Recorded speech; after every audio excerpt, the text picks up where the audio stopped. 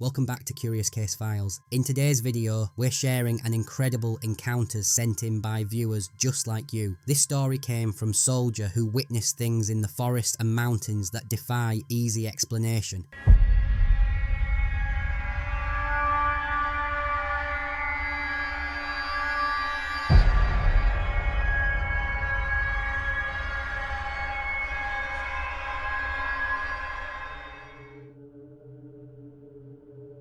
The official report from our night navigation exercise in the Cascades just says unknown wildlife. That's the clean version, the 2 words you write down to close a file and dodge questions you can't possibly answer. But an official report doesn't tell you about the silence, the kind that presses in on you. It doesn't mention the sheer, impossible size of the thing that watched us from the trees, or the deep, barefoot tracks it left behind. It definitely doesn't tell you what it feels like to find out, suddenly, that you're not at the top of the food chain. You can call me Sergeant Daniel R. We'll go with that for this story. I served 6 years in the US Army, and for a good chunk of that time, I was stationed at what's now Joint Base Lewis McChord in Washington State. Our whole focus was mountain warfare, and we learned from the best, including specialists from the legendary 10th Mountain Division. Their motto is "Climb to Glory," and they are the Army's experts in fighting in the absolute worst terrain and weather on the planet. We were light infantry, meaning we walk where the vehicles can't, carrying everything we need on our backs. We took pride in being tougher than any environment. JBLM is right on the doorstep of some of the most rugged wilderness in the lower 48, the Cascade Mountains. That was our backyard, our training ground.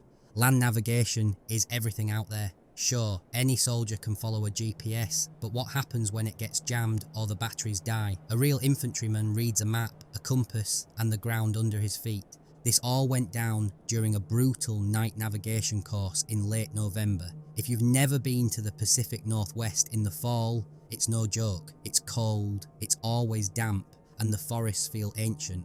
The mission was simple enough on paper, a multi-squad race to find a series of waypoints over 20 kilometers, all at night, in a dense forest, with simulated electronic warfare, no GPS and spotty radio at best. It was just my 6-man squad, our maps, our compasses, and whatever the woods felt like throwing at us. We had our full kit, 80-pound rucks, rifles, ammo, and our night observation devices, or noddies. We were tired, cold, but focused. This was our job. It's what we trained for. But no amount of training could have prepared us for what we ran into that night. You won't find this in any field manual.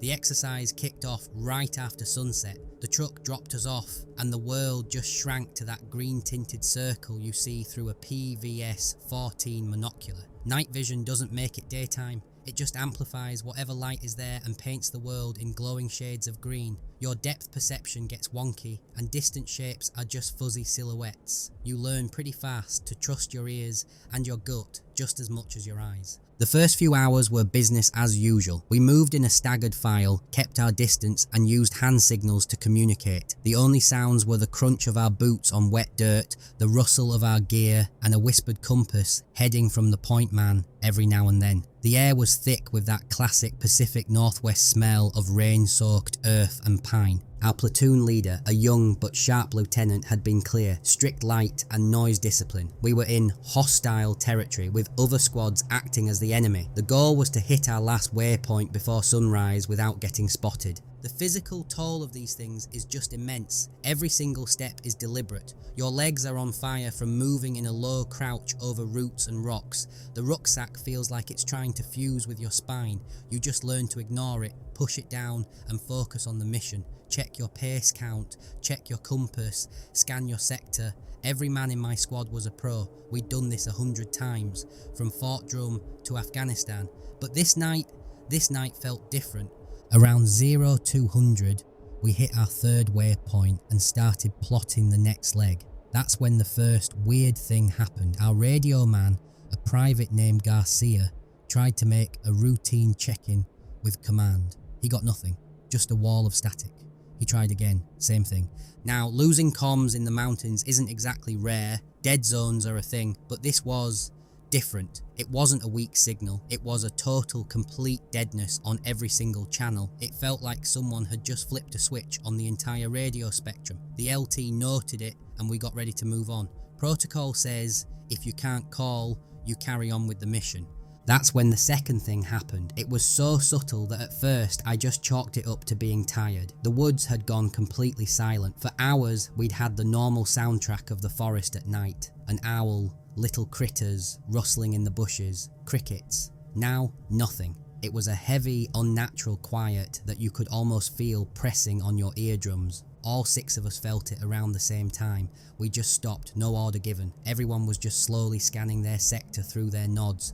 The forest was a ghost world of towering green firs and ferns. Nothing moved, not a leaf, and the air, which had been crisp, now had this weird, nasty smell. It wasn't a dead animal, we all know that smell. This was musky, sour and thick, like a wet dog mixed with something rotting. It just hung in the air and made the hair on my neck stand up. Every instinct I had, every bit of training, was screaming at me that something was very, very wrong. We were being watched. We held that spot for what felt like an hour, but was probably 5 minutes. The LT finally gave the signal to move, but slower this time. The feeling of being watched was suffocating. Every shadow looked like a threat. We went maybe another 200 meters before our point man, a specialist named Miller, just froze solid. He threw up a closed fist, the signal for an immediate halt.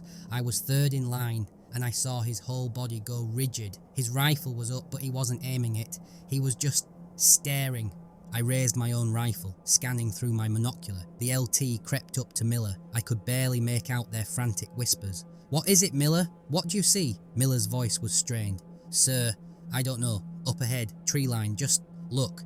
I followed his gaze to about 75 meters ahead of us, and that's when I saw it. Through the green glow of my night vision, a shape was separating itself from the solid black of the trees. It wasn't an animal on 4 legs, it was standing up. My first thought was, up 4, the enemy squad, but I threw that out immediately. This thing was too big, way too big. It stood right at the edge of the woods, partly hidden by a branch. I'd put it at an easy 9 feet tall, maybe more. The shoulders were massive, at least double the width of a guy in full gear. Its head seemed to sit right on its shoulders with no neck. It was just a solid, powerful silhouette. We had thermals, but in the shock of the moment, nobody even thought to switch to them.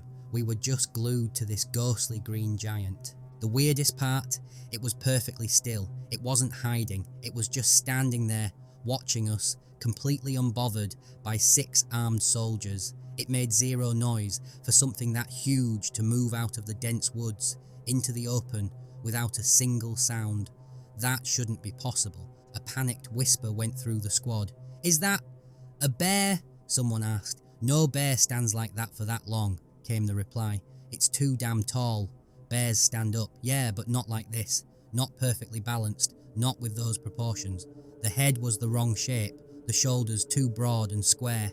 This was not a bear."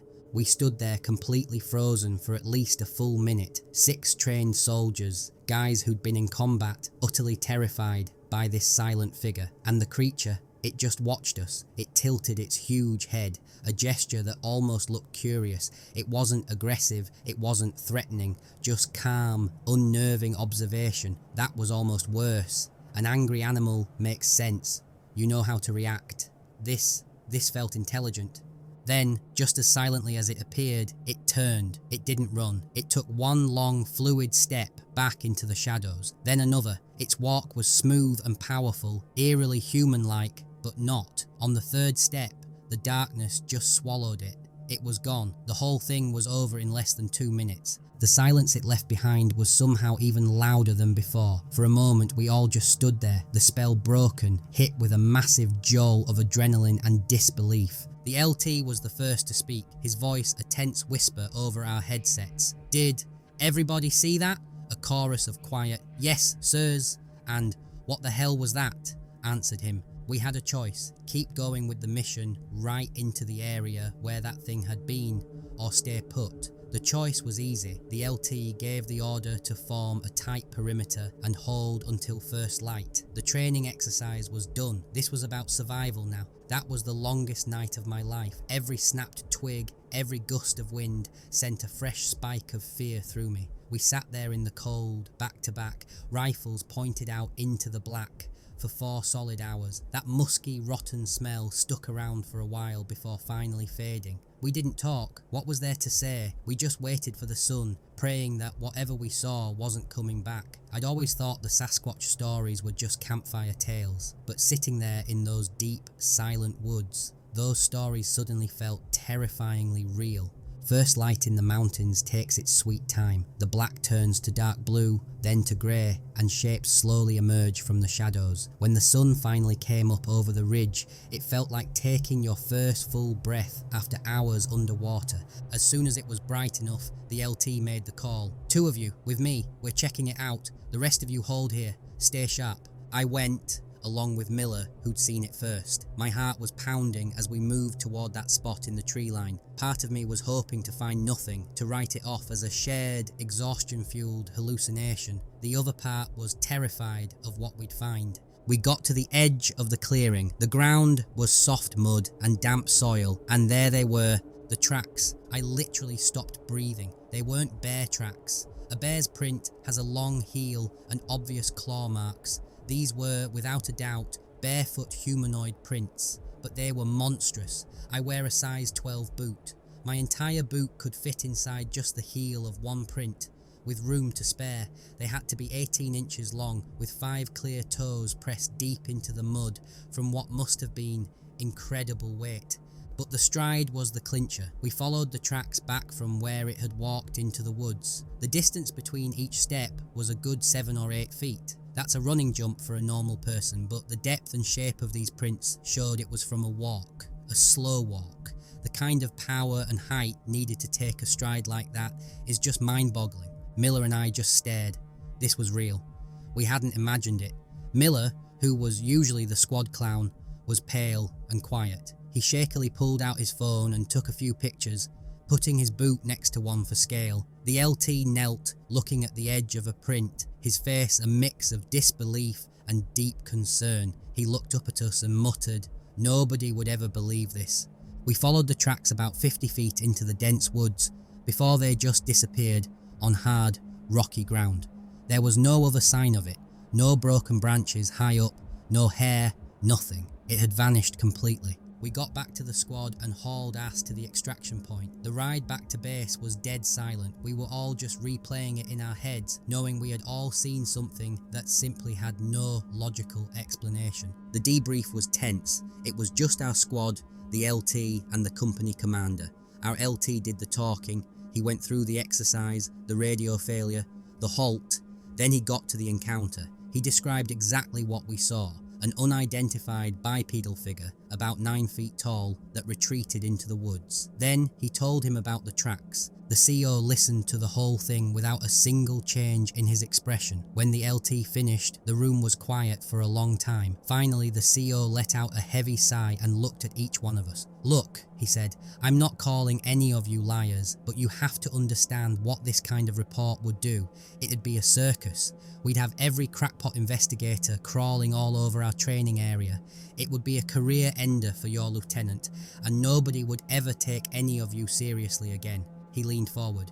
"You encountered an animal, a large, unidentified animal, probably a bear that looked weird through grainy night vision when you were all tired. That's what the report is going to say. As of right now, this conversation is over. The official log will state the exercise was halted due to an encounter with unknown wildlife. That's it. Are we clear?" We all just nodded. It was an order. This gets buried. It's not unheard of, stories about strange things on military bases, but they always get dismissed. What we saw didn't fit in a neat little box, and the military hates things that don't fit in a box. Miller was later quietly told to delete the pictures on his phone. That was years ago. I'm a civilian now, but that night has never left me. It's a story the 6 of us only really talk about with each other. The official record says one thing, but the memory seared into my brain, and the image of those huge, barefoot tracks in the mud says something else entirely. We were elite soldiers, trained for anything the world could throw at us. We were armed to the teeth with advanced technology, but for a few minutes on a cold night, we were just 6 scared men who were reminded that there are still things in the dark woods we don't understand. We were visitors in a place much older and wilder than us. The report might say unknown wildlife, but every single one of us knows we saw something more. We saw the thing that stands in the tree line. The world is full of strange events, and a lot of them happen to people who are trained to be credible observers. Have you ever experienced something you just couldn't explain in the service or out in the wild? Tell me your story in the comments. I read them all, and if you want to hear more accounts like this one, make sure to subscribe. Thanks for watching.